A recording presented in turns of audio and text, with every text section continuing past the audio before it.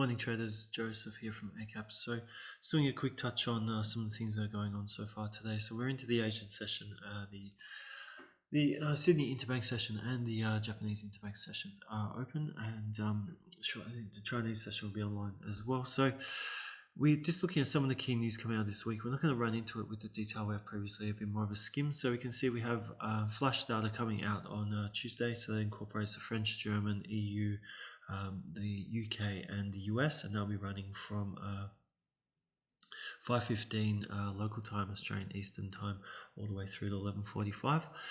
That's one of the key things. So also coming during the week, traders will be looking at CPI data coming out from Australia, and we also have the RBA trimmed mean as well year on year CPI. So traders will be checking this out to see how things are progressing with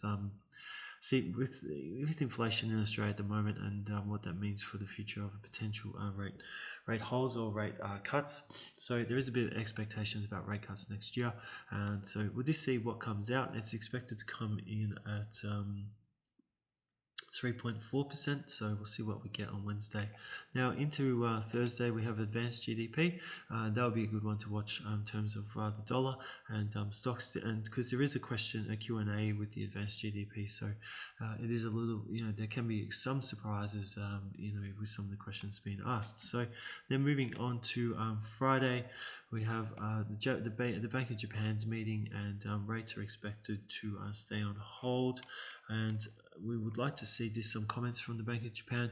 We've been seeing lately how strong the risk currencies and the dollar have been running to the Japanese yen. So we want to see if the Bank of Japan is concerned about that. If it has been talked that there has been no real hints about intervention. So is that message going to stay the same? And will we hear anything different? So because we did, there was a really big change in direction on the last meeting. So we had obviously, rates went above negative for the first time in a long time, and there was also adjustments made to the bond buying program. So that will be interesting to see coming up. Now we also have the core PCE price index coming in on Friday, so that's US inflationary and consumer sentiment as well.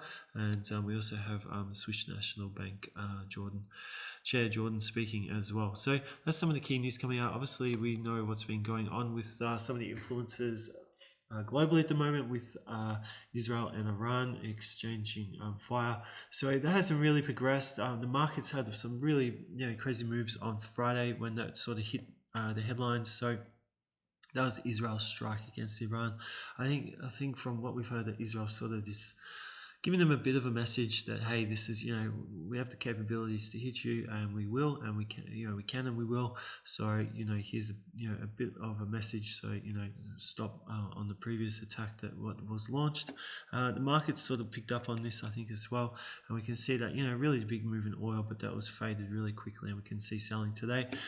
We did see a little bit of moves on US indexes as well. If we just take a look at the SPX, it's hiding from you at the moment. Here it is. So we can see, the big move down, but then losses were trimmed and things moved back up again. And it was similar on risk currencies as well. We can see those really big moves down that came back up. This is across crypto as well, so we can see that move there came down on Bitcoin, and then we just saw it get pulled back up as the market sort of realized that it wasn't as bad as first thought. So unless we really do see some massive escalation in that situation, I probably think that things will continue to roll on as they are at the moment. I think the key here, we're just looking at some of the cryptos, we can see, some signs that it could be a continuation lower setting up. We do need to see a break of that low, but we have had that push back up now into the MA. So we'll see now if sellers can break this low and set up a new push lower to test some of these areas. Ethereum and Bitcoin have been extremely firm from their key support. So we can just see this level here for Bitcoin. It's been very strong. Sellers have only been able to breach it 3 times, let alone even try and put a close in there. Every time there's been a move back down to that level here, you can see there's been buying straight away. But the issue is for Bitcoin is every time it's gone back up to this area where it is now, there's been a lot of ready sellers. So we'll just continue to watch this really range that's in play now, and just to see if something does break out of what is the usual at the moment, and either to the upside or back down to test the bottom of that range. Ethereum's in a similar situation. We won't run over every coin, but we can see that key resistance really above this level, key support below this level here. So similar situation. We do have a bit of a higher low sort of 1 2 3 pattern at the moment there, but this does scream continuation lower, so the trend is still down at this stage, so it really will need to break this point here for us to really start thinking, a new move down. The issue is, if it does even move down, like what's going to happen in this area here is it's going to get bought back up. So can we see buyers make a new move above? And also on Friday, in terms of crypto, Bitcoin had its fourth halving, I believe it was. So really, that's come and gone, and we'll just see what the after effects will be. It does have a direct impact on miners, so price-wise, it hasn't had too much to do with it at the moment. So we'll just see if this little push higher that we are seeing at the moment can turn into something a little bit more. Now, gold and silver obviously been, big markets at the moment. We can see, those rallies previous weeks. Gold will just focus in on today. So we can see Friday's move higher when Israel hit Iran with that strike. That was pulled back. At the moment, it's consolidating. It's a pretty hard one at the moment. We can see a bit of support sitting here, lots of resistance sitting really above this level here. So we really just need to see a breakout, or we just need to see a pullback, and then to see if buyers are going to get serious again and have another launch up to see if we can test and break that high. Similar story for silver. Really quite similar story. So we can sort of a bit of self-explanatory there. Some of the other stock indexes, so the US 30, for instance, and the NDX 100. It's an interesting situation there. We've had that really nice fight back from the selling we did see on Friday after that, geopolitical issues. We can see some buying here. We've had a gap higher. So we want to see, maybe there'll be a little bit of a pullback. We want to see if this can feed higher, if buying will continue. And then this, again, we have this resistance area here for buyers to really beat. Key support is down here, this level at 37,683. And NDX, which has been having a bit of a hard run lately with obviously some of the news around that key chip maker component in the index. We can see it had a really big pullback. Another down day on Friday to finish the week. Did buy off lows a little bit, but at the moment we're seeing something a bit different with this index. It's the pullbacks now is 7%. It's getting close to that correction territory area. We'll see if we can see a little bit of a technical pullback today after really 1, 2, 3, 4. 5 days of decent declines. That's incorporating this day here, which is a bit of a pause day.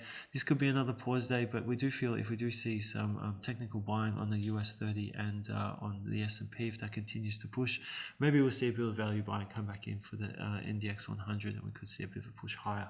But if we do see a break of that low, that's a bit of a worry in terms of short-term demand at the least. Now with CPI coming up this week, we'll have a look at the Aussie. So you can see the Aussies having a very nice start to the week at this stage. It's trading 0.42% higher. Good support at this area, a little bit of resistance here. Let's see if we can get back up into this type of area here, and we'll go from there in terms of if we have a pullback, a new move higher, or a pullback that turns into a new test of the low. And the euro and the pound also higher at this stage. There's support down at this level for the euro and the pound. Just update that. Had a nice, a very strong finish lower on Friday, and we're seeing a bit of technical buying at the moment. The dollar index at this point is a bit choppy as well, so we have some decent support around 105.89, but there's a bit of resistance up at 106.37.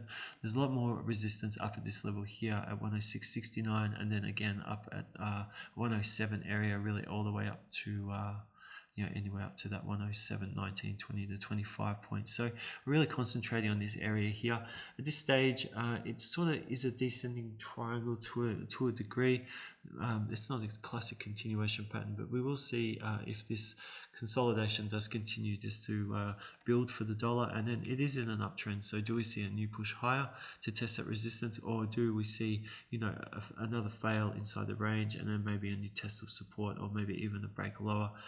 If that does break lower, that will line up with some of the buying we are seeing on the risk currencies. The Aussie probably does look the strongest at the moment of the three, but we'll just need to see what happens with the dollar. Again, we have the advanced GDP coming up.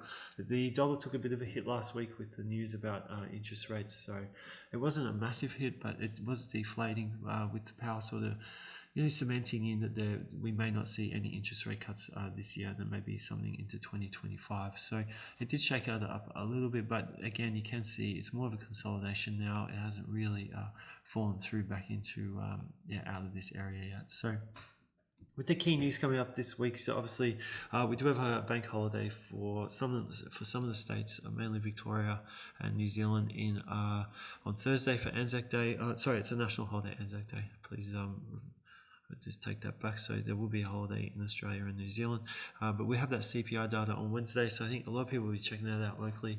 The advanced GDP, and then some of that flash data as well that's coming out during the week, and then also for the dollar, the CPE price index as well.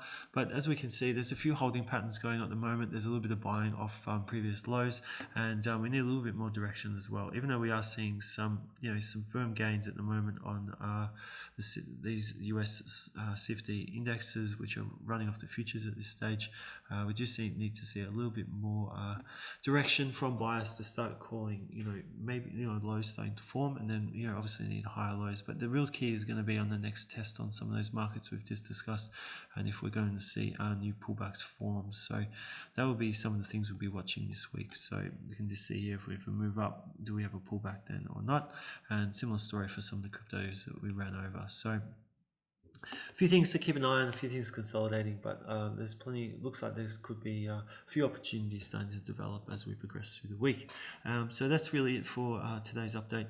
Thank you very much for your time. Definitely keep an eye on what's happening geopolitically at the moment. Any key updates there could have a bit of an impact on quite a few markets that we saw on Friday. So it's still a very tense situation there, and there could be influences there if things do increase. So definitely keep an eye on that. But other than that, we wish you all the best for your trading this week, and until our next update, good trading. Thank you very much for your time today, and bye for now.